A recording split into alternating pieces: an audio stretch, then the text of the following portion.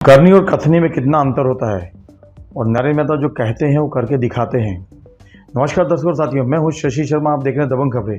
दर्शकों, आज नरेंद्र मेहता के कार्यालय में मौजूद हैं और पूर्व विधायक नरेंद्र मेहता से जानते हैं जिस तरीके से एक मजबूत पिलर शिवसेना का, उद्धव गढ़ का, और उनके पक्ष से टूटकर इनके पक्ष में आया है और इन्होंने बीजेपी में जो जिस तरीके से आना शुरू हुआ है, इनकमिंग शुरू हो रहा है, उससे कहीं ना कहीं लोगों में रुझान बढ़ा है और लोग बड़ी पार्टियां छोड़कर बीजेपी में शामिल हो रहे हैं। इसका सारा श्रेय जाता है पूर्व विधायक नरेंद्र मेहता जी से। देखिए, भारतीय जनता पार्टी के जिला अध्यक्ष हमारे किशोर शर्मा जी के नेतृत्व में मीरा भाईंदर दिन ब दिन बढ़ती जा रही है और मेहनत होती जा रही है।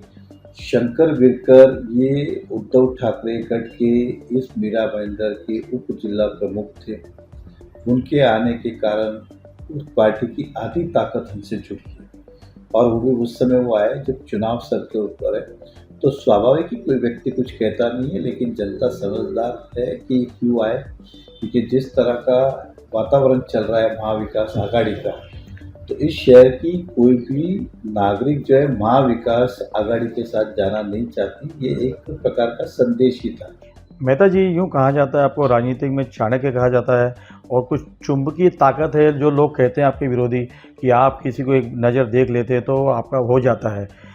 शंकर वीरकर जो उद्धव गुट के और स्वर्गीय बाला साहब ठाकरे के अनुयायी हैं, वो चाहते तो एकनाथ शिंदे को ज्वाइन कर सकते, आप ही को क्यों उन्होंने ज्वाइन किया? देखिए, मैंने क्या कहा कि भारतीय जनता पार्टी इस शहर की सबसे बड़ी पार्टी है। जिस तरह से विकास काम किया है, व्यक्ति जो अपनी अपनी पार्टी में रहता है वो खुश ही रहता है, ऐसा मेरा मानना है। लेकिन जब चुनने का मौका आता तो स्थानिक लेवल पे वो देखता है कि मैं अपनी जनता को किस पार्टी में जाके न्याय दे सकता हूँ। अगर मीरा भाईंदर को, नागरिकों को अगर वाकई में हमें न्याय देने की इच्छा रखते हैं या समाज की सेवा करें, तो भारतीय जनता पार्टी से उत्तम विकल्प कोई हो ही नहीं सकता इस मीरा भाईंदर में। क्योंकि जो व्यक्ति जब किसी पार्टी से, जो जनता की भी अपेक्षा है उससे बहुत होती है कि हमारा काम हो, हमारे क्षेत्र का विकास हो, और मीरा भाईंदर में भाजपा से अच्छा विकास किसने किया है तो जग जाहिर है, सभी जानते हैं इस बात का।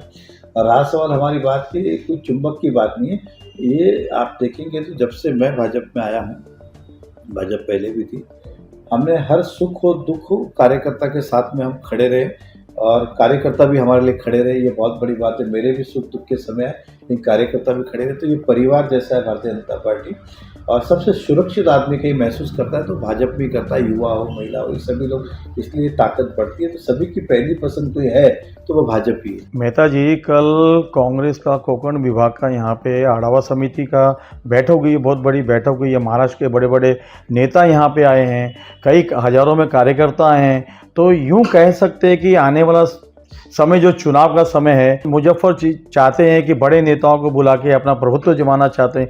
देखिए, सभी की अपनी अपनी रणनीति और राजनीति के अंदर, लेकिन जहाँ तक हम राजनीति नरेंद्र मोदी जी की बात करें तो नरेंद्र मोदी जी को आप जितना कोसोगे टोकोगे उतने वो बढ़कर आगे निकलेंगे एक चीज।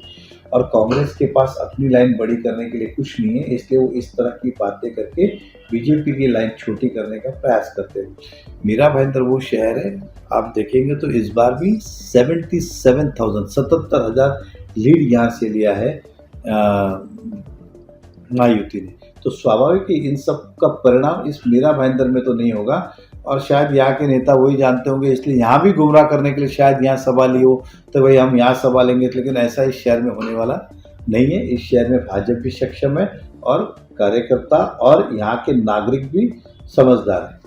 इस बार जो चुनाव आ रहे हैं उस चुनाव को मद्देनजर देखते हुए जिस तरीके से आप रणनीति बना रहे हैं और विरोधियों में हड़कंप है। देखिए, ऐसा है कि अगर आप देखेंगे तो हम अपनी लाइन बड़ी कर रहे हैं, हम मेहनत कर रहे हैं, जनता के बीच में जा रहे हैं, अपनी बात रख रहे, लोगों को समझा रहे शहर कहाँ था, किधर गया। हम इसलिए नहीं कर रहे किसी को क्रिटिसाइज करने के लिए सभाएं ले रही, मीटिंग के लिए। मेहनत कर रहे हैं, मेहनत करनी चाहिए। पिछले चुनाव में हम चुके, बहुत कुछ सीखने मिला पिछले चुनाव से, तो इस बार वो हम ऐसी सोच नहीं रखेंगे और इस बार हम कोई चांस भी नहीं लेंगे। ज़्यादा से ज़्यादा नागरिकों को संपर्क करेंगे, उनकी समस्याओं को जानेंगे और आने वाले समय का हमारा एजेंडा क्या है वो जनता के बीच में रख रहे। शहर ने क्या खोया है और क्या पाया, ये जनता के बीच में जा जाके हम रख रहे। हमारी लड़ाई किसी से नहीं, हम अपनी लाइन बड़ी करने में लगे हुए। मेहता जी, आखिरी सवाल आपसे, ये सवाल है मीरा भाईंदर के विकास से जुड़ा हुआ। हर कोई नेता यहाँ कहता है कि मैं विकास पुरुष हूँ और विकास पुरुष कहलाना चाहता हूँ, तो सही मायने में विकास पुरुष कौन और विकास किसने किया है? देखिए, मैंने नहीं कहा कि मैं विकास पुरुष हूँ या जो भी एग्जाम आप मेरी कौन क्या कहता है मुझे, लेकिन आप पत्रकार के साथ शहर के नागरिक हो, आप भी अपने दिल पे हाथ रख के पूछोगे या विपक्ष को विदाउट कैमरा पूछोगे, तब भी वो आपको कह देगा कि विकास किसने किया और काम किसने किया है। मैं कितने काम गिनाऊंगा, एक को तो गिनाऊं।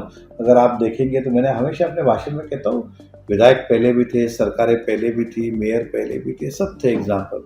जो हमने किया वो तो पहले भी हो सकता था। सूर्या प्रकल्प हमारी योजना, मेट्रो हमारी योजना। यहाँ के तो कांग्रेस नेता ने कहा था कि अगर मेट्रो आएगी मीरा भाईंदर में तो हम राजनीति छोड़ देंगे।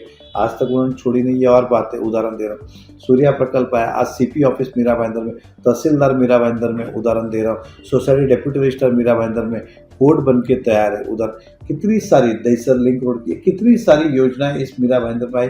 ये तो आपको ही पता ना कब से कब आई।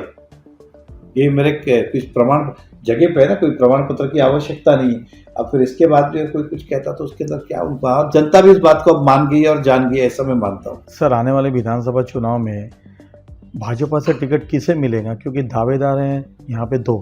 गीता जैन कहती है कि मुझे टिकट मिलेगा और आप उम्मीद लगा कि बेटे कि आपको टिकट मिलेगा, किसे मिलेगा? देखिए, मैं हमेशा कहता हूँ, कर्म कर फल की चिंता मत कर। उदाहरण, सुख हो के दुख हम पार्टी के साथ खड़े रहे और पार्टी हमारे साथ खड़ी रही। हमने समय के हिसाब से पार्टियां नहीं बदली और क्या बोलते हैं ना, हम अपॉर्चुनिटीज नहीं थे।